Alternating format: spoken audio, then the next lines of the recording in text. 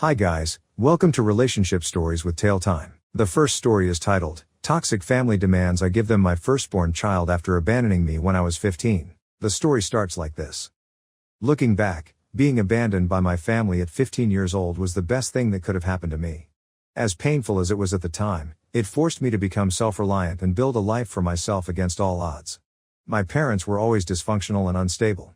Dad was an alcoholic who would disappear for weeks, and Mom seemed to struggle with some unknown mental issues that made her vicious one moment and catatonic the next.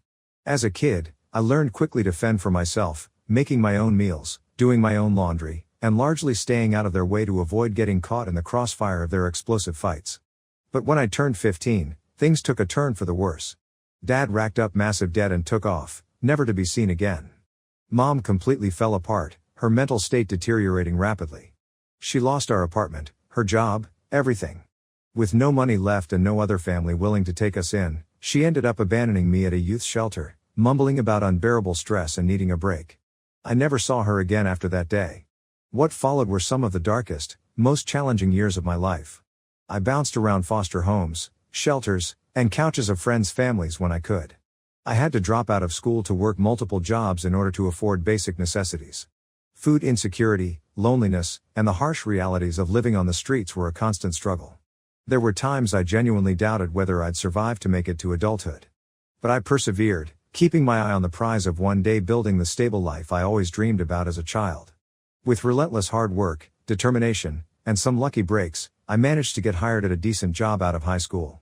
I slowly climbed my way into a solid career, working doubles and overnights whenever possible to sock away savings.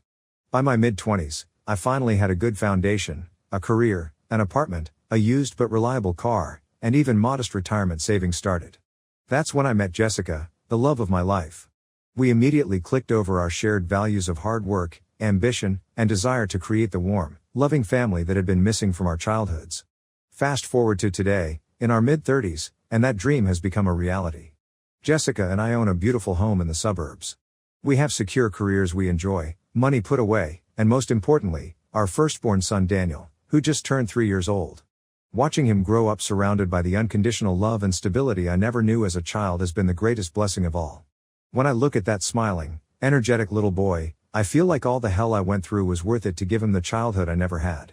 Which is what made my long estranged family's resurfacing so disturbing. Just when I thought the shadows of my traumatic upbringing were firmly behind me, they came barging back into my life like a categories tornado, armed with an outrageous demand that nearly broke me. It started with a certified letter showing up at our doorstep about 6 months ago.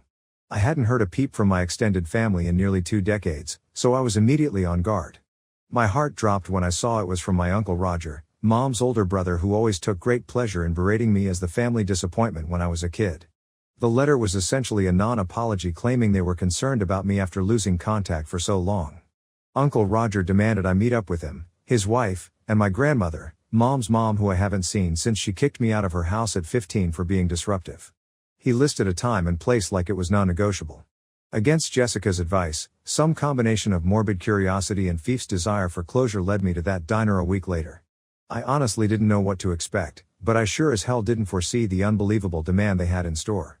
They paraded in like a Russian nesting doll of toxic narcissism, Aunt Marcia first with her phony air kisses and chunky mom jewelry, then Grandma Betty tutting and frowning in disapproval at my mere existence, finally Uncle Roger sauntering in with his beer gut and male-pattern baldness like the washed-up bully who peaked in high school. Well, if it isn't the little disappointment all grown up, Uncle Roger sneered before we could even place drink orders. I was worried we'd face-planted you into an early grave, Randy. I started to respond, but Grandma Betty raised her hand in a dismissive wag. Yes, we all know your dramatic backstory. Spare us the violins. She fixed me with a withering gaze. Do you have any idea how much grief you caused this family when you went running away and hiding? We were sick with worry. My jaw dropped. Grief? Mom literally abandoned me. Oh, so it's Mom now, is it?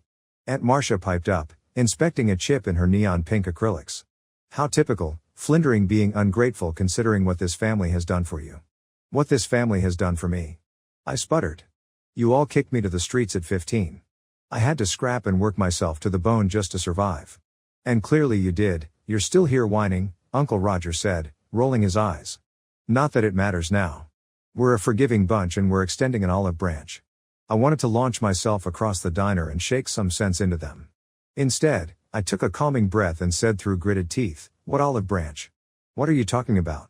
That's when Uncle Roger's whole demeanor shifted. He actually smiled and looked almost proud. Reaching into a glossy briefcase, he produced a manila folder which he slid across the table with a heavy thunk. "Why, the opportunity to welcome you, or should I say, welcome your son Daniel back into the family's embrace." I stared blankly at the folder of what looked like printed out background checks and personal information on me, Jessica, and Daniel. "What the hell is this?"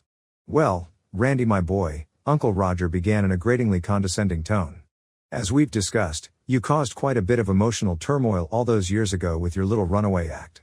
We're past that though, it's hair under the bridge and all that. More relevantly, you're in your 30s now, you seem to be holding on to some dead-end job, but most importantly, you've got offspring."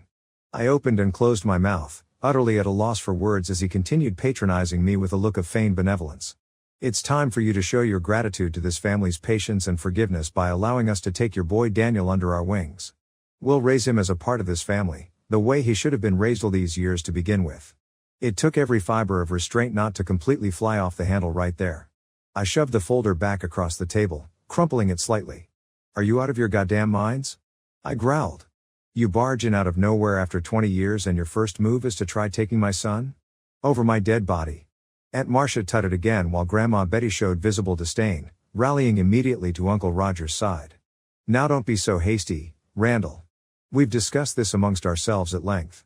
We're prepared to take legal guardianship," Uncle Roger blustered, reassuring gobble starting to rise in his throat.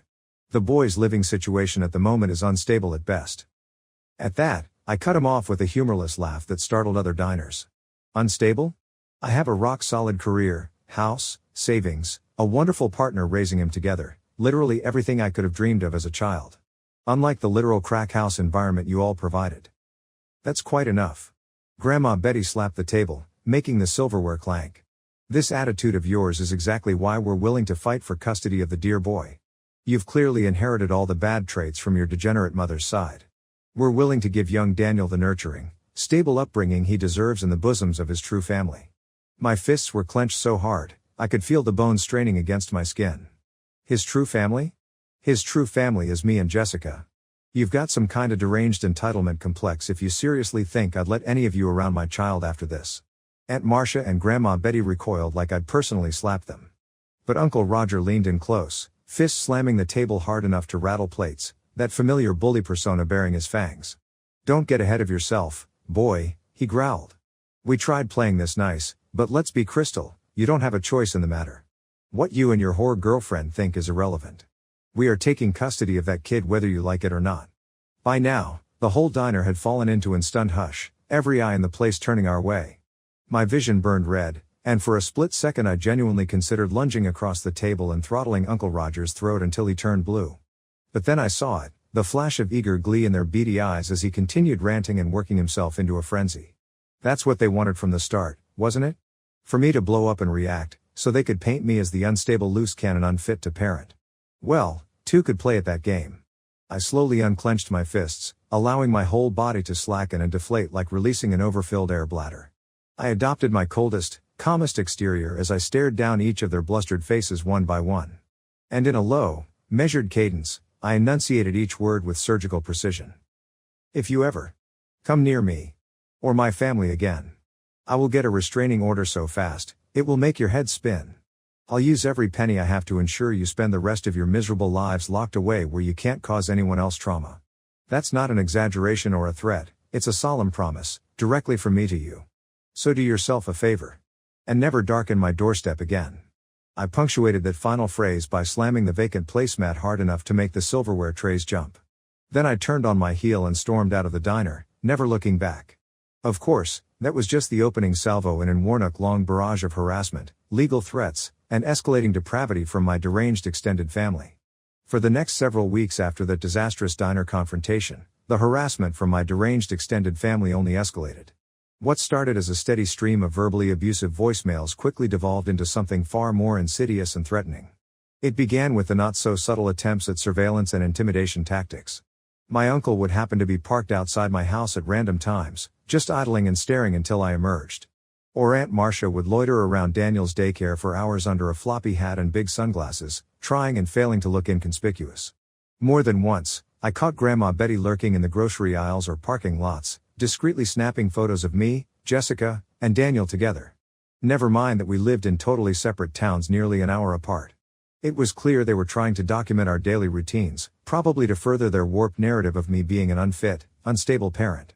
Shortly after I sternly warned them all by letter to cease these intimidation tactics, the smear campaign took an even nastier turn.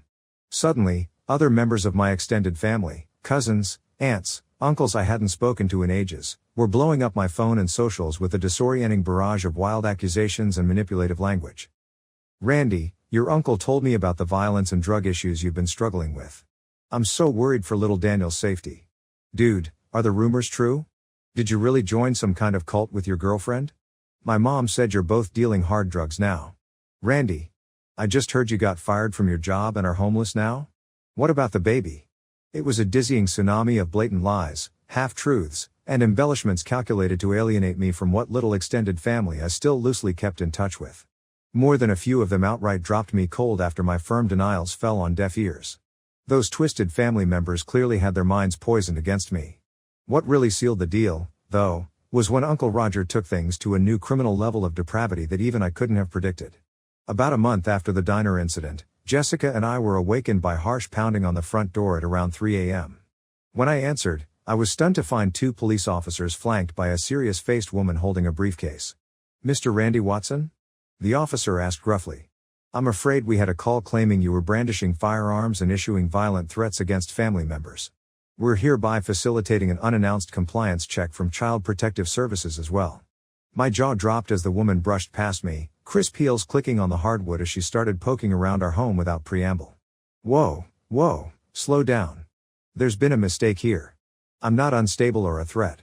The officers exchanged doubtful glances as the CPS lady started rapidly scribbling notes about Daniel's bedroom, the state of our kitchen, our finances laid out on the study desk from our last budgeting session. "We're just following up on a credible report of danger to yourself and your child, sir," the officer said, unmoved. The informant included some concerning audio and video evidence that has to be investigated per protocol. Over the next 2 hours, our happy home was essentially turned inside out and upended while Daniel thankfully slept through the whole ordeal. The CPS lady picked over every nook and cranny, occasionally pausing to fire off curt questions about our professional lives, parenting routines, even our dating history. The implication was clear: they were building a case based on whatever vile lies my family fabricated in order to remove Daniel from our custody. By the time they finally left, my head was swimming and Jessica had been reduced to quiet tears. As much as I wanted to write the whole thing off as an isolated incident of bureaucratic overreach, I knew this was just the opening salvo in a protracted war of attrition waged by my sick family. Over the following weeks and months, Child Protective Services essentially became a fixture in our lives. There were more unannounced home visits, along with demands for extensive personal documentation, mine and Jessica's full medical histories, employment records, financial statements, histories of relationships and living situations, pretty much anything they could conceivably use to punch holes in our characters.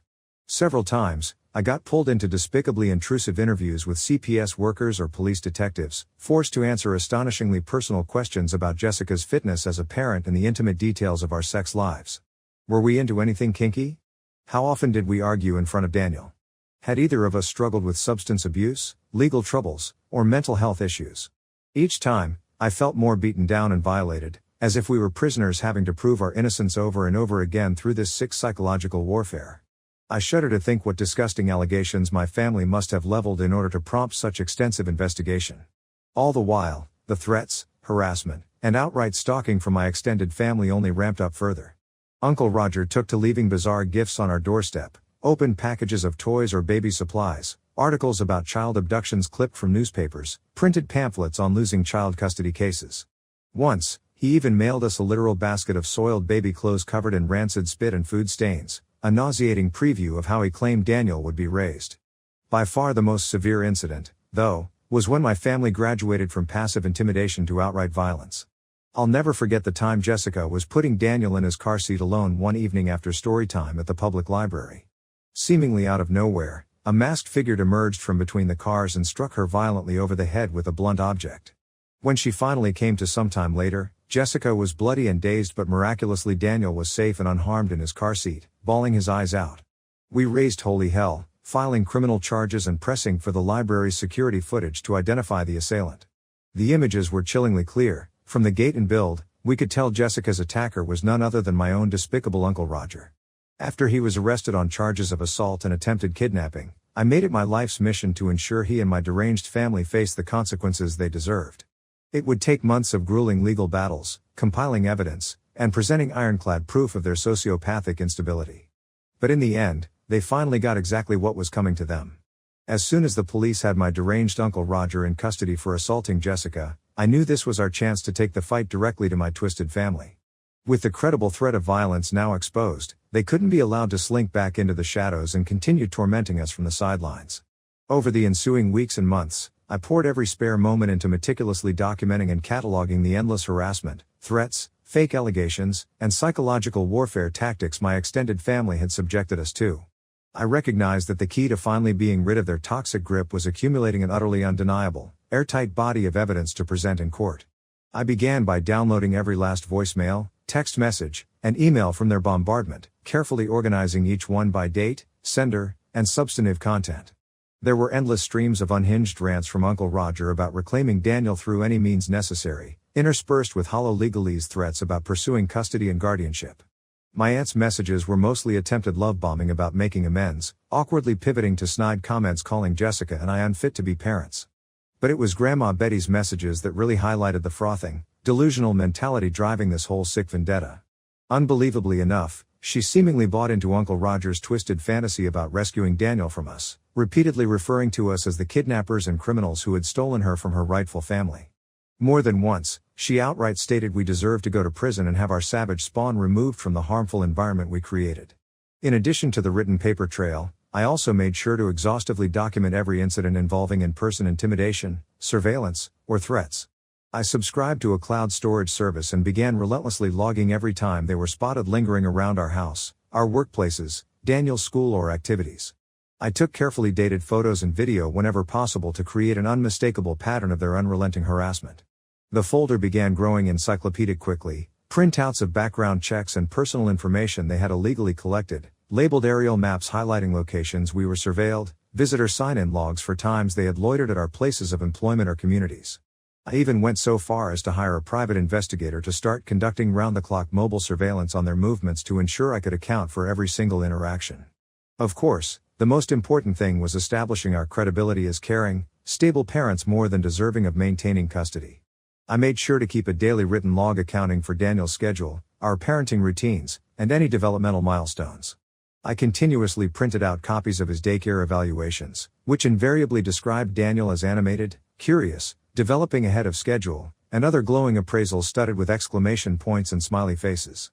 We also started sharing more frequent photos and videos on our social media accounts, tender family moments like reading bedtime stories, baking birthday cakes, visiting playgrounds and parks together. Seemingly mundane snippets that nonetheless painted a heartwarming portrait of a truly ceopied happy family unit. If my nightmarish extended family was determined to portray us as unfit parents, we'd give the courts no doubt about our devotion to Daniel's well-being. Finally, after nearly 6 months of assiduous preparation, we got the call. A final court date had been set to pursue an emergency restraining order against my family, along with evaluating my fitness as a parent in light of the CPS investigations. The morning of the hearing, I barely slept a wink. So much was riding on today's proceedings, the prospect of legally and permanently severing my deranged extended family's ability to interfere or traumatize us going forward. I arrived at the courthouse completely wound tighter than a drum, wheeling a hand truck stacked high with the banker's boxes of documented evidence. As I sat stoically alongside Jessica and our attorney, waiting for the proceedings to commence, I could feel my family's cumulative stares burning a hole straight through me. My aunt, uncle, and grandmother all whispered furiously together, surely rife with more toxic gossip and deception at the ready. I caught Uncle Roger smirking at me, giving a pointed glare towards Daniel who was playing quietly with a coloring book. I shot him my fiercest silencing glare before looking away. When the court clerk gave her introductions and allowed both sides to make their statements, that's when the real fireworks started. Our family law attorney was poised, professional, and devastatingly impactful as he submitted our meticulously assembled evidence pack and walked the judge through each horrifying incident in graphic detail.